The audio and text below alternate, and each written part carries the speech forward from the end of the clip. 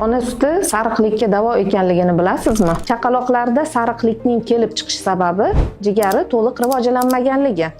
Odatda jigar shakllanib, bu sariqlik 14 kunda yo'qolishi kerak. Lekin ba'zi holatlarda bu sariqlik 2 hafta davomida o'tib ketmasdan patologik holatlarga olib keladi. Shu sabablardan biri ona sutini yetishmovchiligi. Chaqaloq dunyoga kelganda imkon qadar tezroq ko'krakka tutish kerak.